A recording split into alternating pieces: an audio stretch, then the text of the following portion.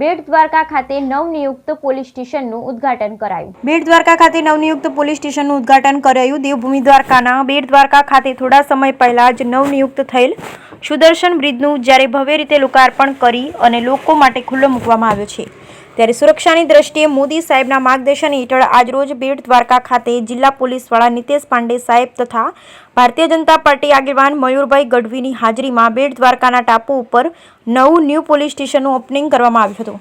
આ નવીન પોલીસ સ્ટેશનના અનેક રીતે સુરક્ષાની દ્રષ્ટિએ 3D મેપ, ડિજિટલ સર્વેલન્સ જેવી અનેક ડિજિટલ સુવિધાઓથી સર્ચ કરવામાં આવી છે। જ્યારે પોલીસ સ્ટેશનને તે દરિયાઈ સીમામાં આવ્યો હોવાથી મરીન સિક્યુરિટીને પણ જેને લઈ એક અગત્યનું પોલીસ સ્ટેશન જણાવી રહી છે તથા બહારથી આવતા પ્રવાસીઓ તથા યાત્રિકો માટે ટ્રાફિક સમસ્યા અન્ય કોઈ બનાવ ન બને અને લોકો શાંતિપૂર્વક આ પ્રવાસન સ્થળની મુલાકાત લઈ અને લોકો હરીભરી શકે તે માટે આ પોલીસ સ્ટેશનનું લોકાર્પણ કરવામાં આવ્યું। બ્યુરો રિપોર્ટ લલિત સિંહ ગળિયા, દેવભૂમિ દ્વારકા।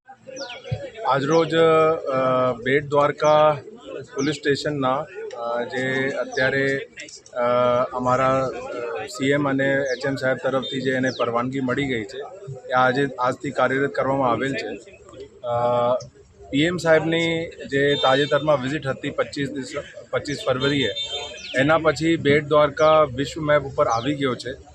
એના હિસાબથી ઇન ફ્યુચર અહીંયા પ્રવાસ વધશે।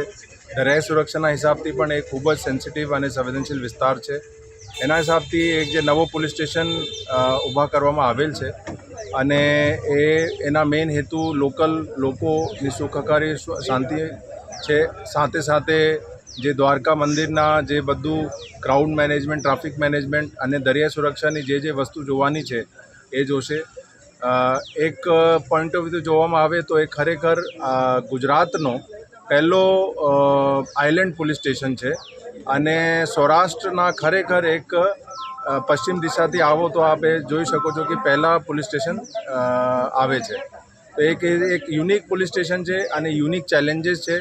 બટ અમારા આજે બધા જે સભા થઈ બધાને સૂચના પણ આપી છે અને મારી અપેક્ષા છે કે ઇન ફ્યુચર અમારા લોકલ જે થાના છે એ ખૂબ જ ગંભીરતાથી, સંવેદનશીલતાથી, સતર્કતાથી કામ કરશે।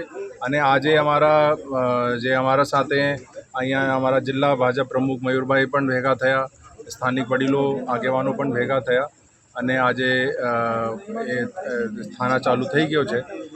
એમાં નવા તકનીક, લેટેસ્ટ ટેકનોલોજી પણ યુઝ કરવામાં આવશે। 3D મેપિંગના યુઝ કરવામાં આવશે। સાથે સાથે બાયનોક્યુલર્સ જે છે, મોડર્ન બાયનોક્યુલર્સ, ATV વ્હીકલ હોય કે ડ્રોન હોય, એના વધુમાં વધુ ઉપયોગ કરીને અમારી પોલીસ જે છે વિસ્તારમાં સતર્કતાથી આપની ડ્યુટી કરશે।